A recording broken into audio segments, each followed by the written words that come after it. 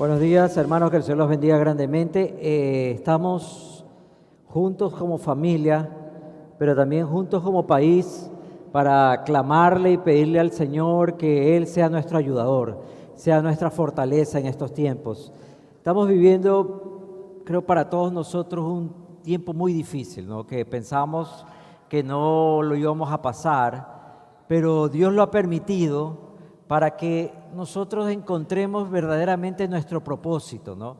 Porque en tiempos así es cuando evaluamos realmente lo que Dios está haciendo en nuestras vidas. Recuerden que estamos en 21 días de ayuno y oración en búsqueda del Señor, y sucede todo esto, es para que nosotros tengamos un impulso creyéndole siempre al Señor. La palabra de Dios, leí hace un momento a mi esposa: bienaventurada la nación cuyo Dios es Jehová, el pueblo que Él escogió como heredad para sí. Y yo creo que ese pueblo es Ecuador. ¿Cuántos lo creen esa mañana? ¿Amén? ¿Cuántos dicen amén? Ese es Ecuador. Amén. Póngase de pie y vamos a orar. Vamos a pedirle al Señor por que nos bendiga a través de su palabra. Señor, te pedimos que hoy día tú seas hablándonos, dirigiéndonos, llevándonos al lugar donde debemos estar, a pensar la manera en que tú quieres que pensemos, Señor. Te ponemos todas nuestras dificultades, nuestros temores, Señor, todas las preocupaciones. Hoy día queremos dejarlas en tu mano, Señor. Hoy día queremos despojarnos de toda carga para que libremente podamos escuchar tu voz, Señor. Hoy día, Señor, te rogamos por el Ecuador. Y levante su voz por el Ecuador, hermano. Señor, clamamos por cada provincia, por cada ciudad, por cada cantón, por cada parroquia, por cada recinto, Señor, por cada caserío de nuestra patria, Padre.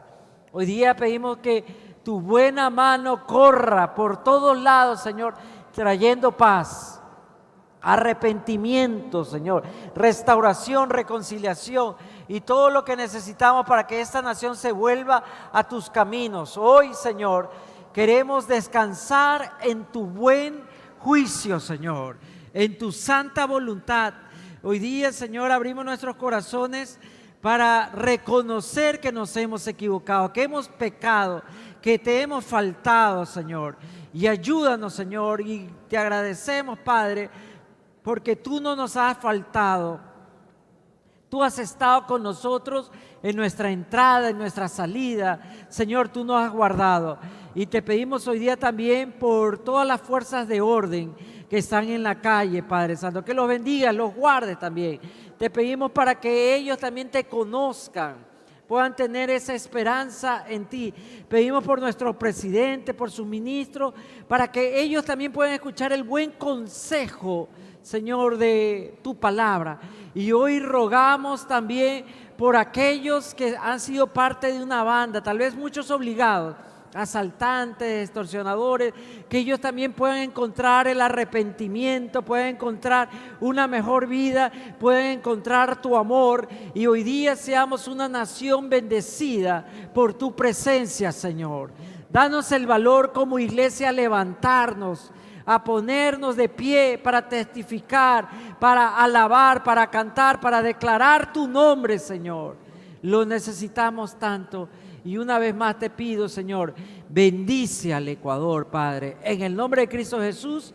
Amén y amén. ¿Cuántos dicen amén esta mañana? Amén. Tomen asiento, por favor. Amén. Me da mucho gusto, todos están ahí bien ecuatorianos, ¿no?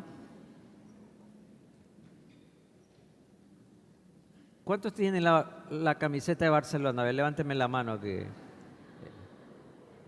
Solo uno, dos, por ahí. Bueno, esos son más ecuatorianos, son doble ecuatorianos, ¿no? Bueno, en tiempos de angustia y guerras debemos recordar: Dios es soberano en todo tiempo. Y hoy día estamos en un tiempo de guerra. Sí, estamos declarados en estado de guerra interna, guerra civil, si lo quieren llamar.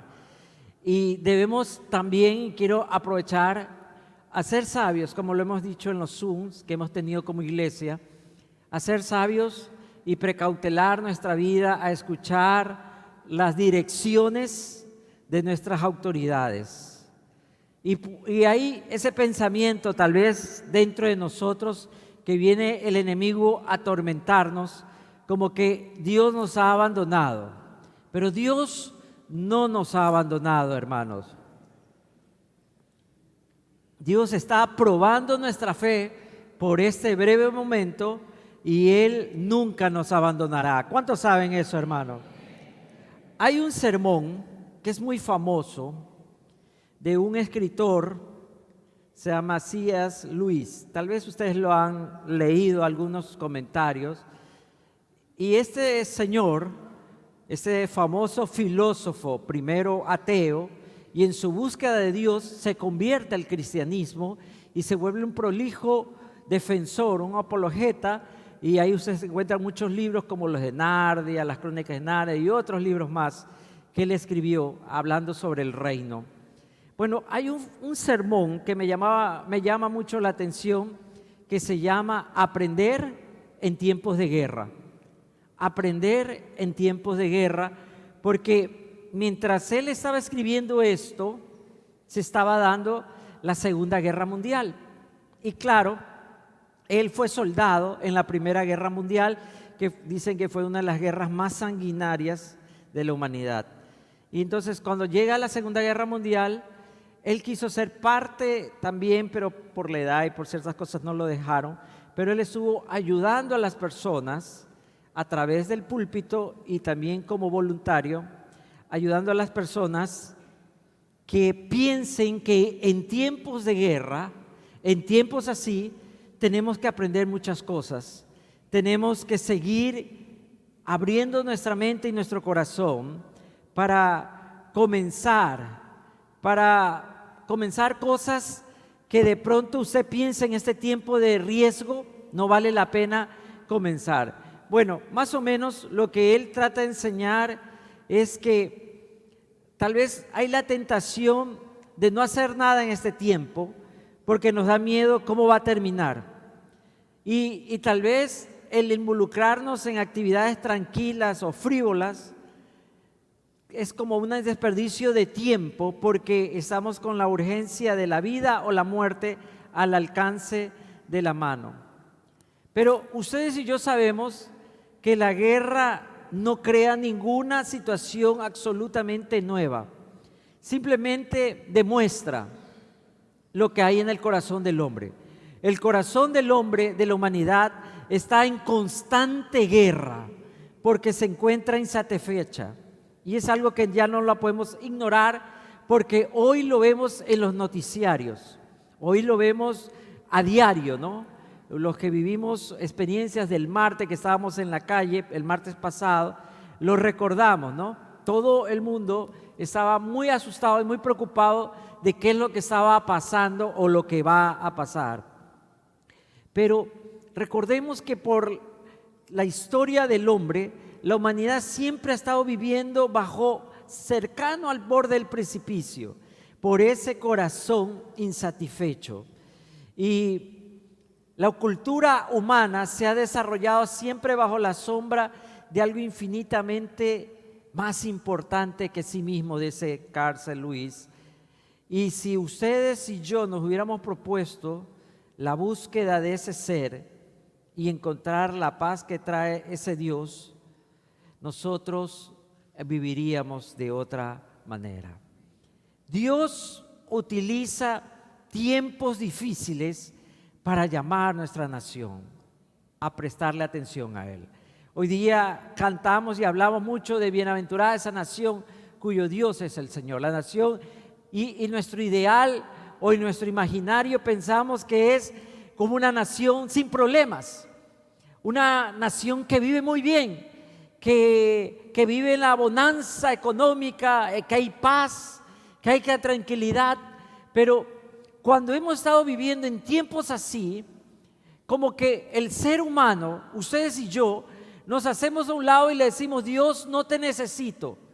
Hoy día no te necesito, porque en esta sociedad que es tan consumista, ¿no? Entonces el llegar y satisfacer esos caprichos de tener y poseer, y cuando lo logramos hacer y encima lo podemos disfrutar, y tenemos esa cierta tranquilidad para poder disfrutarlo, como que Dios no es tan importante, pero Dios nos habla en tiempos de paz y en tiempos de guerra, que Él sigue siendo el Señor. Amén.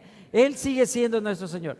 Y ustedes pueden abrir la Biblia y a lo largo de la historia del pueblo de Israel, usted se va a dar cuenta que siempre estaban en guerra, siempre había problemas.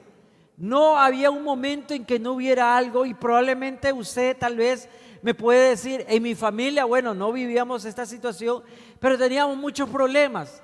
No teníamos paz, no teníamos confidencia, no teníamos confianza, pero Dios quiere utilizar este tiempo para que le prestemos atención a Él.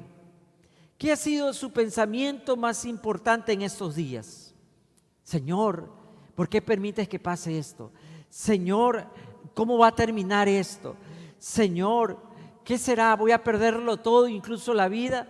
Yo no sé qué pensamiento ha estado ahí usted luchando esta semana, pero seguramente con mucho temor, como todos, tenemos que ser sinceros y honestos, que todos lo vivimos, porque esto es una experiencia que ha llegado así de repente y nos ha sobrellevado como un terremoto de violencia. Pero cuando ustedes leen la Biblia, por ejemplo, en el libro de Jueces, en el capítulo 6, en el verso 1, lo primero que dice ese relato del libro de los Jueces es que los israelitas se habían olvidado de Dios. En otra versión, hicieron lo malo ante los ojos de Jehová.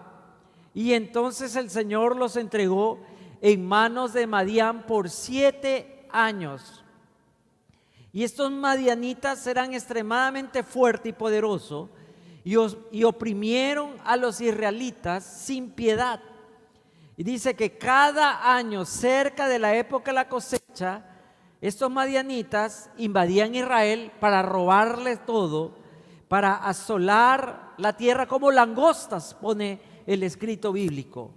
Y lo que no podían robar, lo que no podían llevarse, lo destruían, lo quemaban.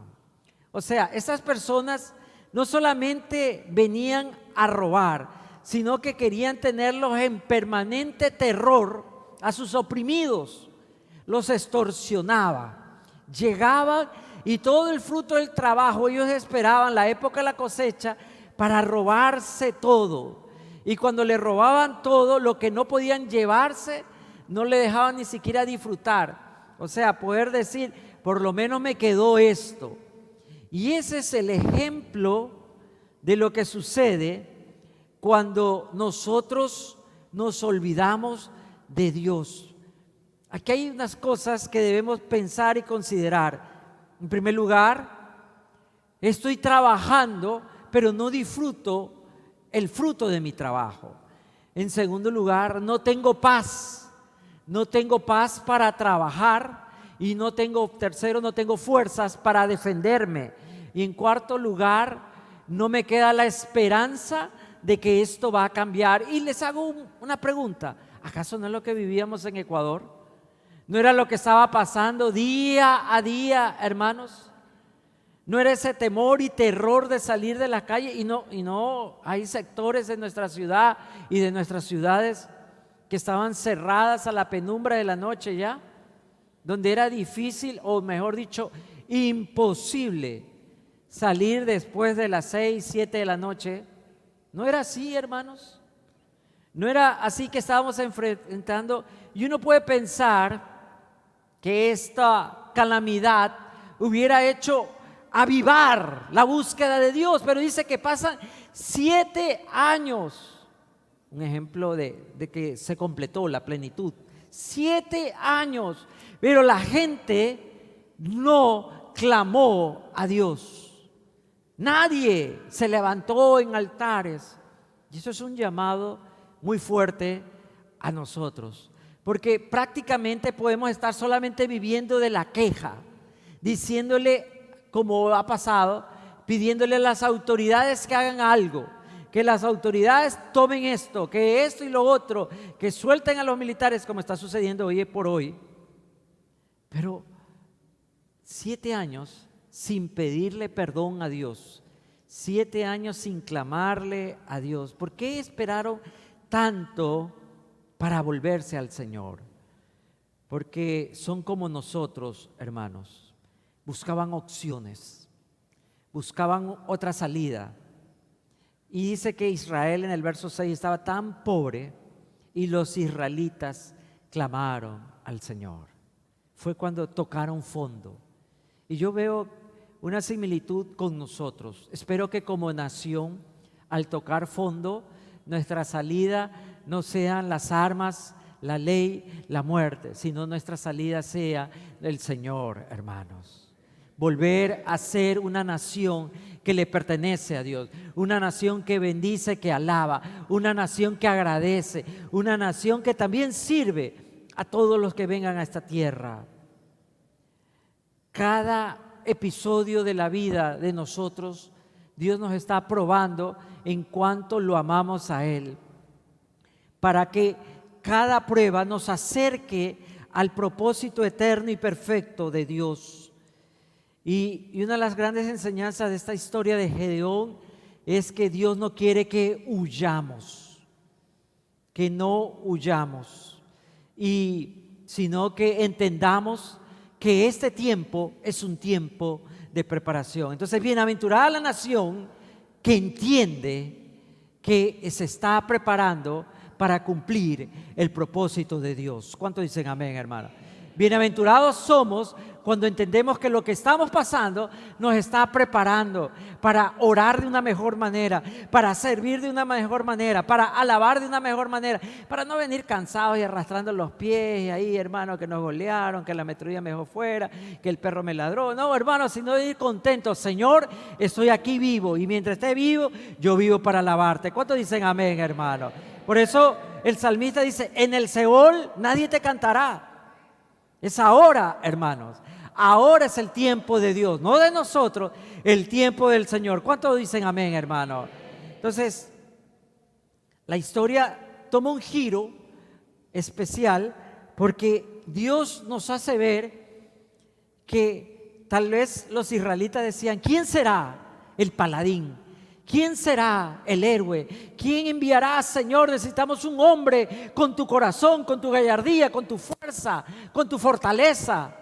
¿Y saben a quién envía el Señor? A un cobarde, a un guerrero cobarde. Porque ese hombre que ustedes lo conocen muy bien, que está en el verso 12, que se llama Gedeón, él estaba guardando la cosecha del trigo, estaba ahí en un lagar. El lagar es donde se hacen las uvas. Son como bodegas, entonces no es el lugar del trigo, pero por miedo a que le roben, él estaba en el lugar que no era para estar haciendo el trabajo que tenía que hacer. Entonces ese era el tipo y probablemente estaba oscuro y él estaba trabajando ahí porque tenía miedo que le quiten lo que tenía. O sea, no es que estaba diciendo, Señor, úsame, Señor, cámbiame, levanta, no, estaba como los demás. Y aquí viene el trato de Dios para él, como el trato de Dios para nosotros, para ser esa nación cuyo Dios es el Señor. En primer lugar, el Señor se le acerca a través de un ángel. El Señor está contigo, valiente guerrero, en el verso 12. Sí, Gedeón, ¿a quién le está hablando? ¿Quién está aquí? ¿Dónde está el valiente guerrero? Porque Gedeón no se sentía así, no se veía así, nadie lo llamaba así, no había nacido así. Pero una de las cosas grandiosas de nuestro Dios, que las personas que lo conocen son transformadas. ¿Cuántos lo han vivido, hermano, acá? ¿Sí o no? Son transformadas. Y estos 21 días son de transformación. No solamente de matarse de hambre, porque sí lo vi muy ávido comiendo galletica ahí atrás. Pero no solamente eso, sino es...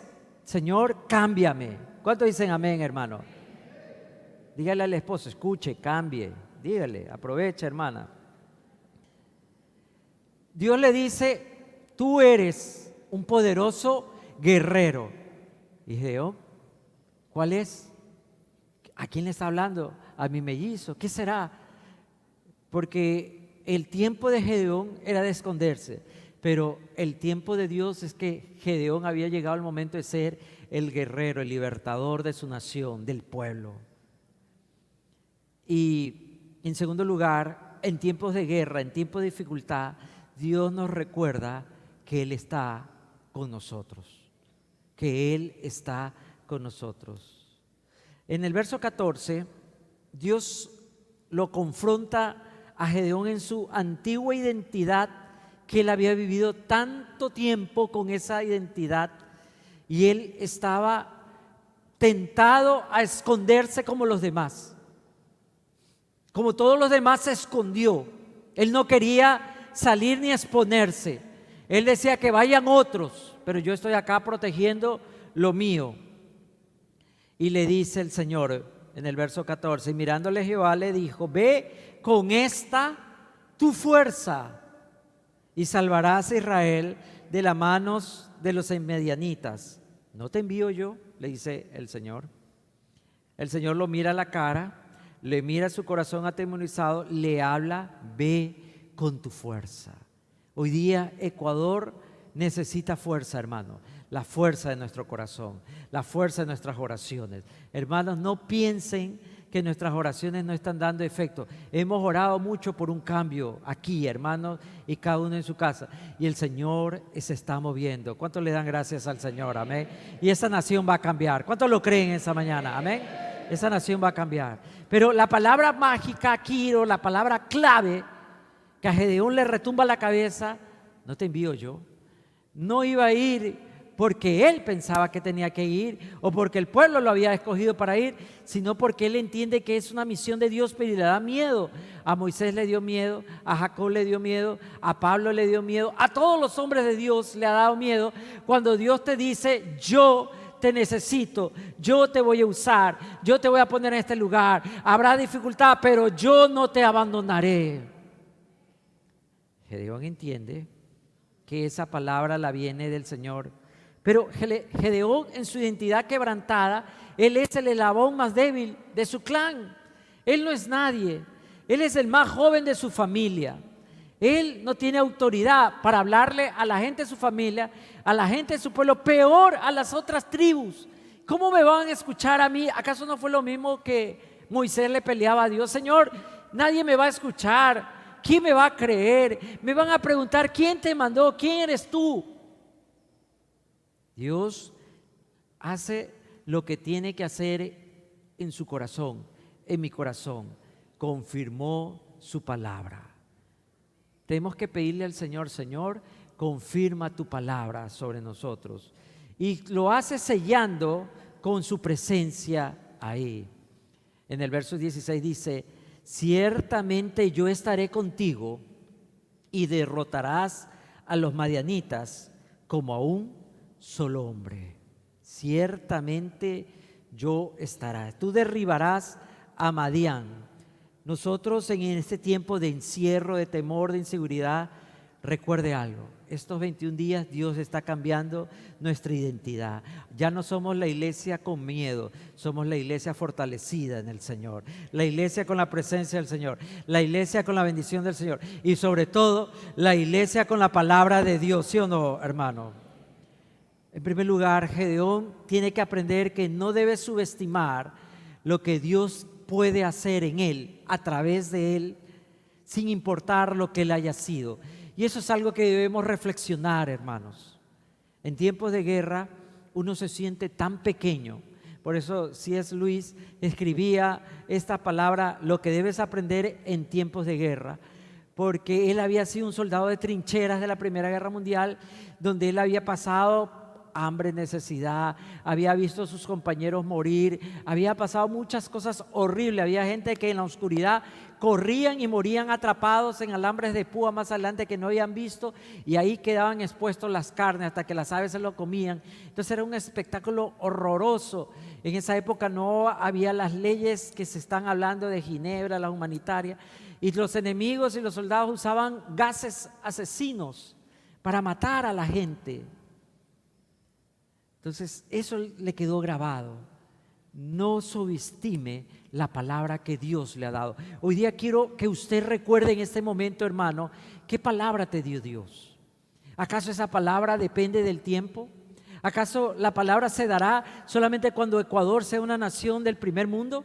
¿Solamente cuando estemos en paz? No, esa palabra ya está. Esa palabra es real y esa palabra se está dando. Usted tiene que comenzar a decirse usted y de una manera llegar a su casa y profetizar y decir: Señor, tú me diste esta palabra y esta palabra es de bendición, de paz, de sanidad. Señor, esta paz vendrá porque tú lo has dicho. Señor, tú me has dicho que yo voy a ser un hombre de trabajo, un hombre de familia. Yo voy a cambiar, yo no voy a estar atormentado, yo voy a ser una mujer de oración. Yo no voy a andar con miedo ni con pesadilla, sino que yo vivo en tu bendición. ¿Sí o no, hermanos?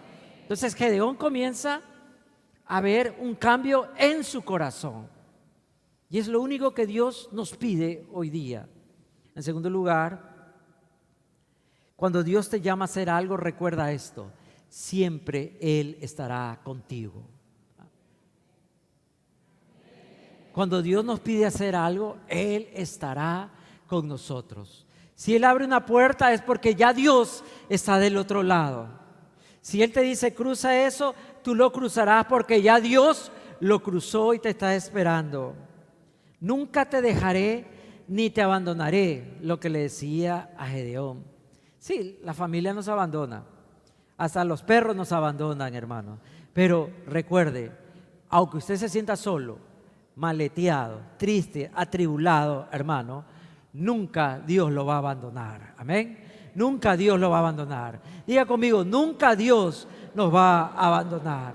Dios estará con el Ecuador, se quedará con el Ecuador y siempre Ecuador será parte de Dios. ¿Cuántos lo creen esta mañana? Amén. En tercer lugar, Gedeón entiende que la seguridad de él no es su fortaleza. La seguridad de él es Dios y Dios es su fortaleza. No es cuando ya se me va el miedo, cuando se me van las dudas, porque nunca se me van a ir. No es cuando ya tengo la salud plena, cuando ya estoy todo bien, cuando yo he logrado hacer todo. No es cuando ya tengo la plata, no es cuando ya me cayó la herencia, no es cuando ya llegó el nombramiento, no es que por fin me salgo de este barrio peligroso. No, siempre es, la fortaleza es nuestro Dios. Si Dios está con nosotros, nadie contra nosotros, ¿verdad? Entonces, Gedeón, antes de levantarse como el general, el líder, el caudillo, se siente probado por Dios para que él entienda que la fortaleza es el Señor. Más o menos se calcula que el enemigo tenía 135,000 soldados. Él tenía 5,000 soldados que llegaron. Y Dios le dijo, ustedes saben lo que le dijo Dios, ¿no? Aquí hay mucha gente, no va a alcanzar para el bono, sácamelos, ¿verdad? ¿Con cuántos soldados se quedó Gedeón? ¿Con cuántos se quedó? Con 300. Hoy yo estoy viendo, y yo lo entiendo, hermano, no critico, yo lo entiendo. Muchas personas en las redes sociales dicen que no, que queremos que los militares siempre estén en la esquina, que no se vayan los policías de la esquina. Hermano, sí, pero ellos no pueden estar ahí siempre, los policías ni los militares. Pero ¿sabe quién siempre va a estar en la esquina? El Señor. Y pídale al Señor: no te vayas de mi casa, no te vayas de mi corazón, no te vayas de mi vida, no te vayas de mis sueños, no te vayas de mi trabajo, no te vayas de mi familia. Amén. Dígale: Señor, no me abandones. Señor, no me dejes. O sea, mi seguridad, mi fortaleza es el Señor. En cuarto lugar, Gedeón aprende que los caminos del Señor no son nuestros caminos.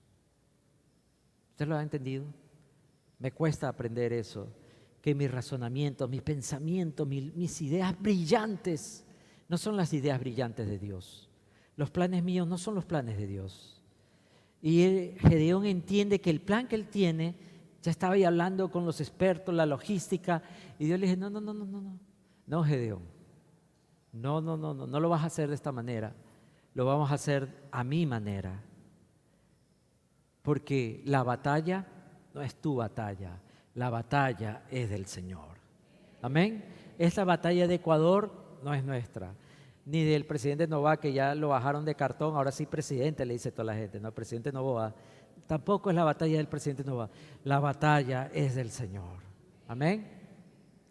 Pero Dios no está luchando para que Ecuador sea una nación rica, económica y libre. Dios está luchando para que Ecuador sea la nación que le pertenece a Él, que honra a Él, que le bendice a Él, que le pertenece a Él. ¿Cuántos dicen amén, hermano? Dios hace las cosas a la manera en que Dios las hace. Y a veces nos cuesta entender y aceptar eso. ¿Por qué tuve que pasar por esta enfermedad? ¿Por qué tuve que pasar por este trayecto? ¿Por qué tuve que perder esto de acá? ¿Por qué tuve que sufrirlo de acá? Yo no lo sé. Ustedes no lo saben. Muchas veces nuestro corazón queda resentido, herido. Mucha gente se va golpeada, se siente mal, pero Dios sabe por qué lo está haciendo. Dios sabe por qué lo permite, porque sus planes no son nuestros planes. Sus planes son mejores que nuestros planes. Y en último lugar, Gedeón aprende que Dios hace cosas que son irrazonables. No hay lógica.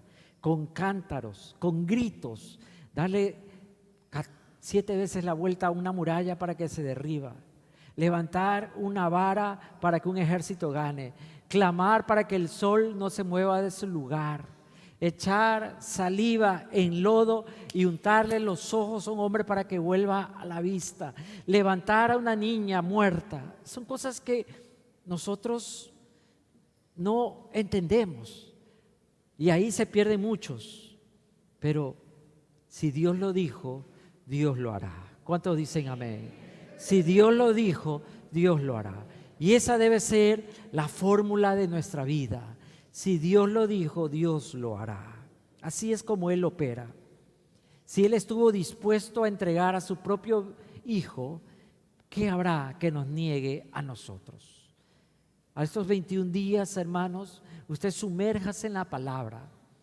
Póngase y despóngase, hermano. Dígale: Señor, hoy día ármame y desármame, pero a tu manera. Si tú lo has dicho, eso sucederá. En segundo lugar, a ver si tengo tiempo, en tiempos de guerra, hermano, encontramos en primer lugar a Gedeón, que está escondiéndose, huyendo de la guerra, huyendo de la muerte y pensando que nadie lo va a encontrar de sus enemigos, y se da cuenta que es encontrado por el propósito de Dios. ¿No será que eso está pasando con usted y conmigo en este momento? Estamos tratando de que nadie nos toque, pero no sabe que Dios nos quiere tocar y nos quiere cambiar. Pero en segundo lugar, hay un hombre que ya está escondido, y ese hombre podía llamarse el rey de la cueva. Este hombre se llama David. La cueva es Adulán. Él estaba huyendo, viene corriendo incluso de las cuevas de Engadi, que dice montañas borrascosas, camino de cabras. Él venía por todos esos lados huyendo porque su enemigo Saúl está que lo persigue, y David no encuentra mejor manera de esconderse que en una cueva. Y la verdad, la guerra de David estaba en el corazón de David, porque David pensaba que yéndose lejos, estando escondido, cambiándose el lugar, yéndose a un sitio, tal vez usted y yo estamos pensando: Señor, ¿cómo quisiera tener una cueva o la baticueva, ¿no? Yo quisiera tener un lugar así, y algunos dicen: yo sí quisiera tener una cueva, pero como la de Bruno Díaz, ¿verdad? Y tener todos los juguetes. Pero no, David está que corre y corre para que nadie lo halle. Y dice 1 Samuel 22, 1, 2, vamos a leer rápido ahí. Dice: yéndose luego David de allí, huyó a la cueva de Adulán, y cuando sus hermanos y toda la casa de su padre lo supieron, vinieron a él y se juntaron a él todos los afligidos, todos los que estaban endeudados, todos los que estaban en la lista del SRI, todos los que se hallaban en amargura del espíritu, todos los que no habían clasificado, todos. Y David se levantó como jefe de ellos, y habían como 400 personas llorando, porque no era una fiesta, no era fiesta en el desierto, era una fiesta en la cueva, de temor, de miedo, y todos se escondieron con David. Todos estaban correteados por David. Esta cueva de Adulán, cuyo nombre significa retiro y refugio, mucha gente piensa: ya quisiera llegar a mi retiro, o como quisiera coger la platita del retiro, como quisiera tener un refugio en otro lado y poder huir.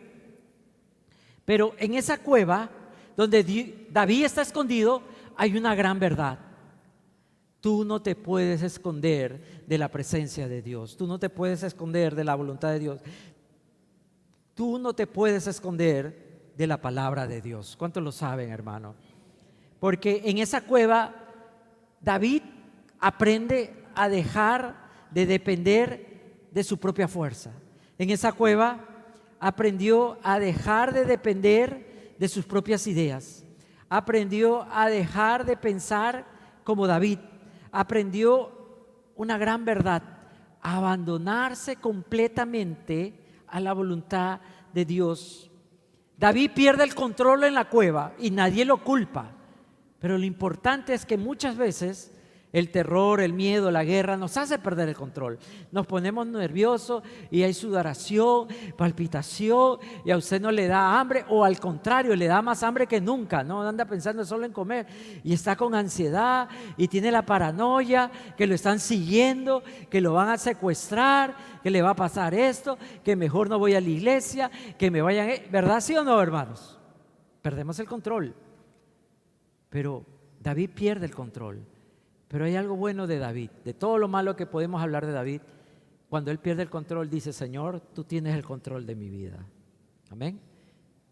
David perdió el control para que Dios tuviese el control. ¿No será que es lo que necesitamos exactamente? Llegar a la cueva donde yo encuentro que mis limitaciones son las que me han impedido cumplir el propósito de Dios. David dijo: ya no puedo esconderme más, Señor, ya no hay dónde más esconderme. Usted puede leer el Salmo 57, puede leer algunos salmos, ahí el Salmo 40, y puede leer todo lo que escribe David ahí en la cueva. Asustado, 53, asustado David.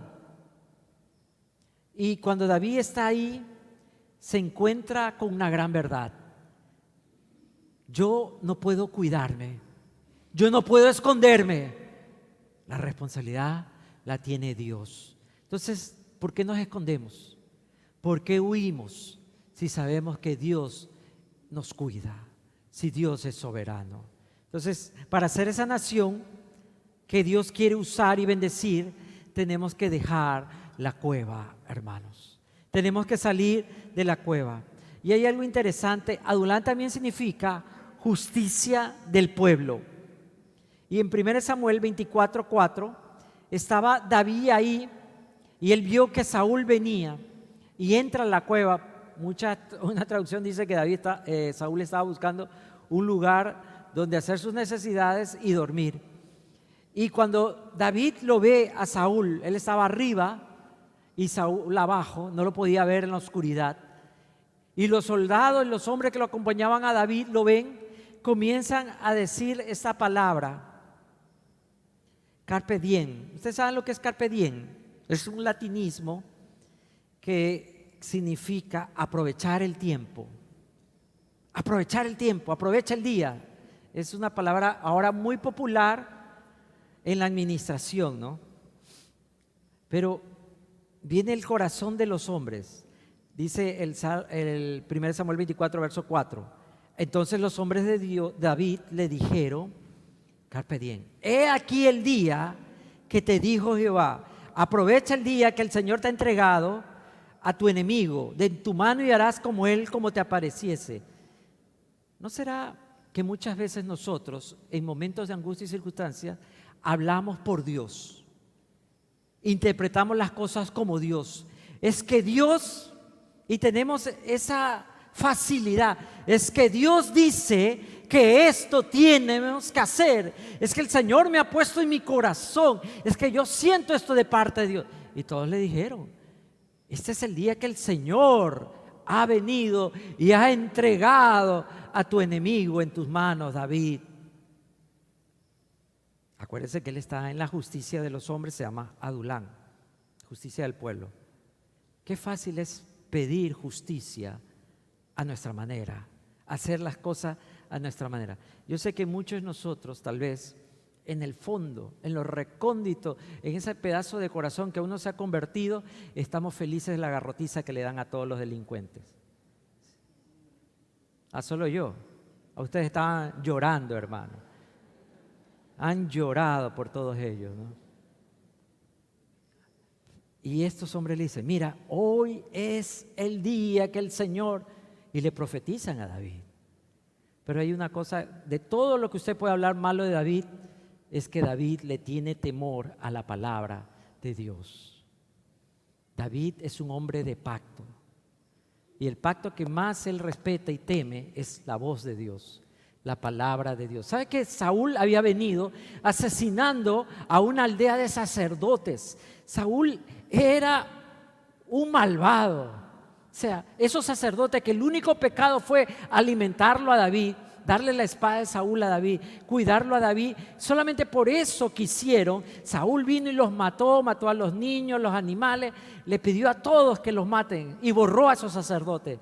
Entonces la gente estaba con la sangre en el ojo, eran malvados. O sea, si de verdad David hubiera pensado, sí, este hombre es un cruel, le voy a hacer un favor a la tierra y a la humanidad, lo voy a matar. Y ustedes saben que David era un hombre de veras. No es que andaba con miedo, no anda tú, no, David era de veras. Él cogía, si se bajó al gigante, ¿cómo no lo va a matar a Saúl? Pero David no lo hizo y no escuchó la palabra de la desesperación, de la venganza de los hombres, porque la palabra que le importaba a David era la palabra de Dios. Hoy día, ¿qué palabra es la más importante para nosotros? En tiempos de guerra tenemos que aprender a escuchar la voz de Dios, no la voz de la desesperación, no la voz de la venganza, no la voz del miedo, no la voz de la autosuficiencia. Es que Dios quiere que ya borren todo eso, es que mejor que se vayan, que se mueran. Cuidado, hermanos, nos estamos apresurando.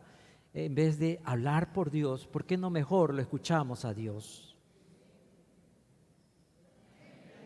Si usted siempre le escucha y le hace caso a su mujer, ¿por qué no lo va a escuchar a Dios, hermano? Usted ya está entrenado, ¿verdad? Usted ya está entrenado, se le hace fácil. David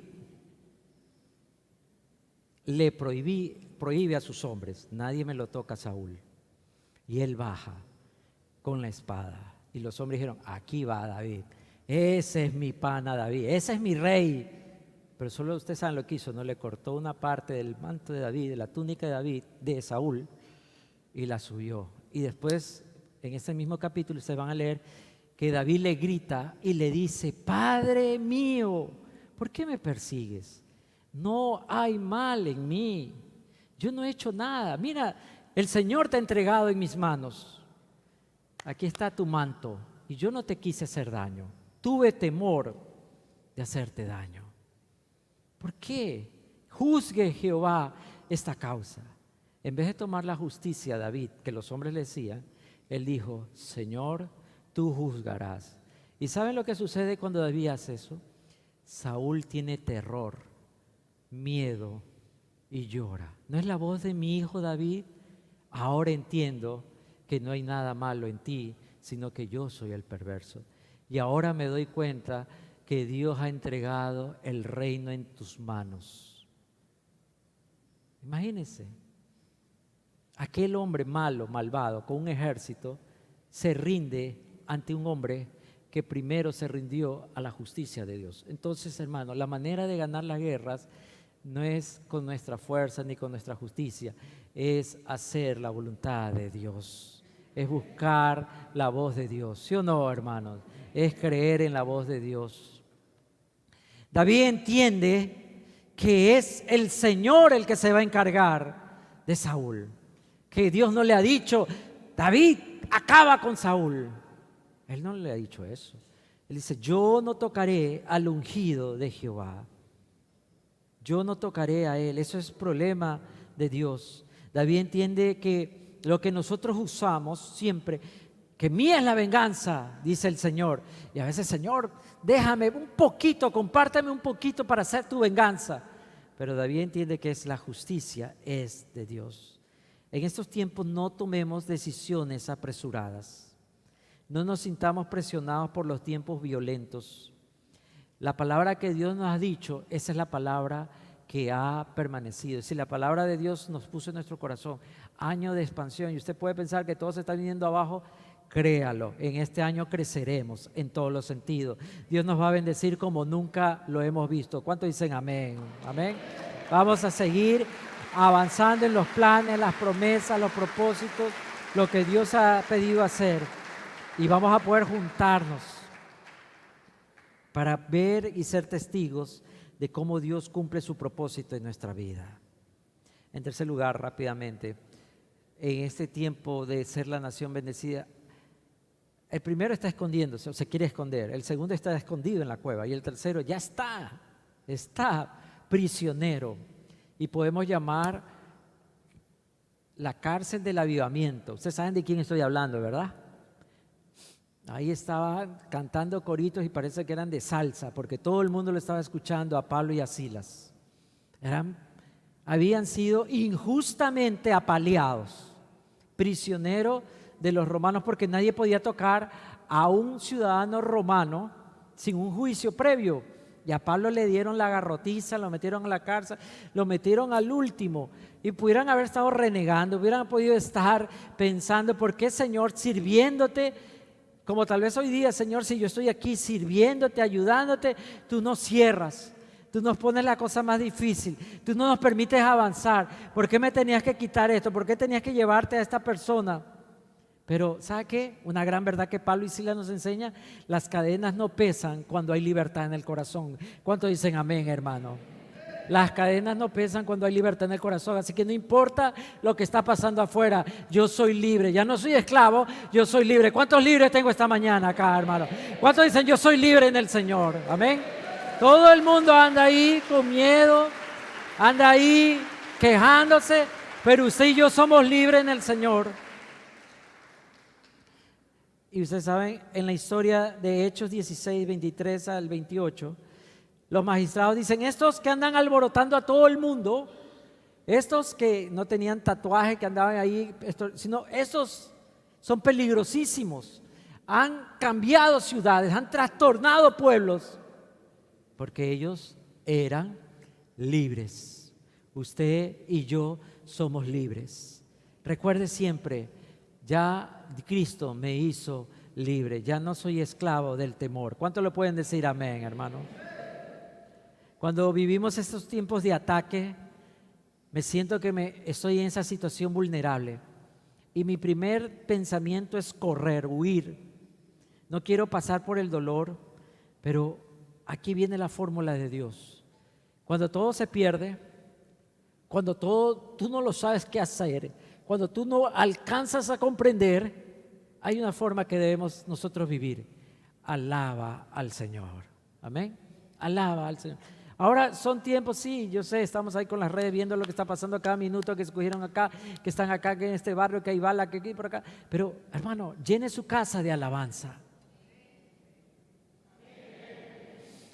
Ayer yo tuve unos vecinos que tienen más fe que los cristianos, ya estaban de fiesta ellos. Ellos ya declararon que es tiempo de celebrar y estaban que celebraban.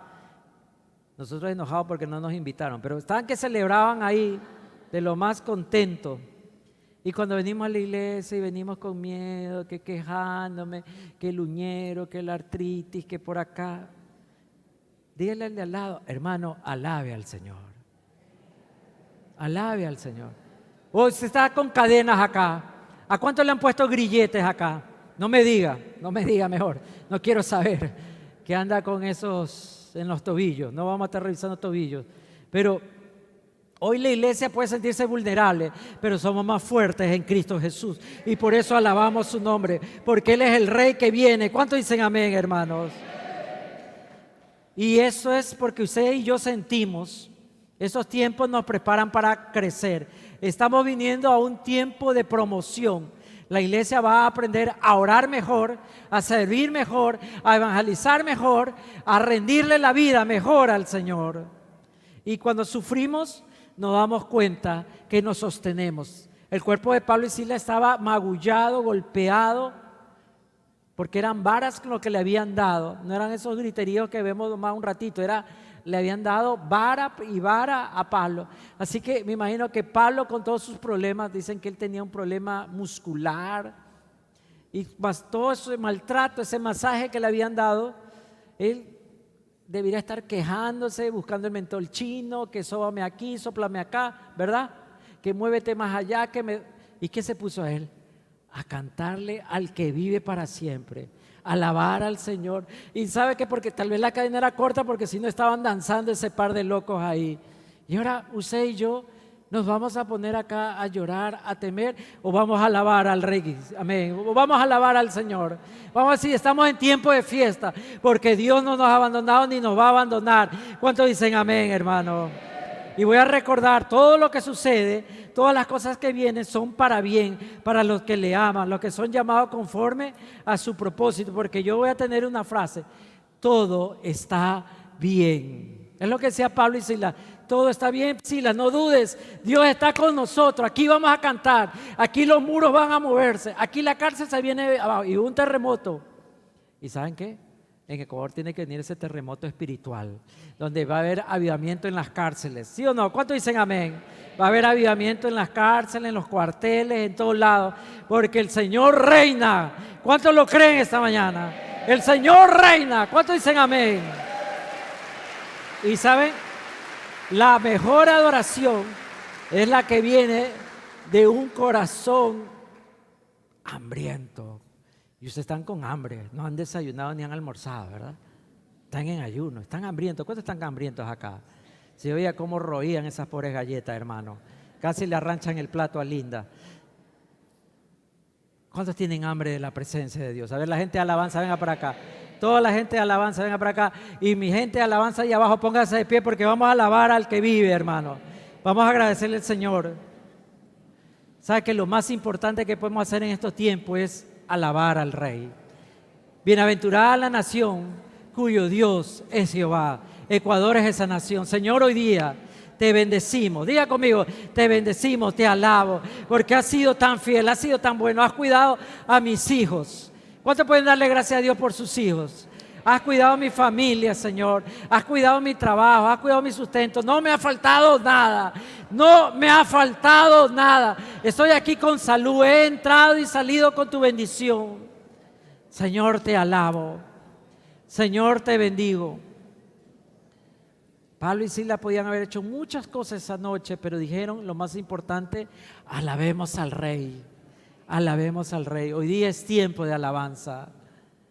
Y el testimonio de Pablo y Silas cambió al carcelero y a todos, porque después del terremoto nadie se iba, porque dijeron: acá está bueno, acá adentro está bueno, acá está la presencia de Dios. Nadie quiso correr. Aquí medio se mueve la tierra y ya la gente está a 4 cuadras. Yo conozco una historia de un señor que cuando lo llamamos camina y llega en 2 días cuando va caminando. Pero el día que hubo un temblor fuerte, el 2016, se bajó los 3 pisos en una pierna y ya estaba a 4 cuadras allá. ¿Será que necesitamos el terremoto, hermano, para mover el esqueleto, para alabar al Señor, hermano? ¿Ah? ¿Será que necesitamos un terremoto para olvidarnos de nuestros problemas, olvidar nuestros temores? Estamos aquí para alabar al Rey. Así que, hermano, dígale: cuerpo, prepárate, porque vamos a alabar al Rey. Amén. Vamos a alabar al Rey. Y esta tierra va a cambiar. Vamos a alabar al Rey. Vamos a pedirle al Señor que nos bendiga. Vamos a bendecir.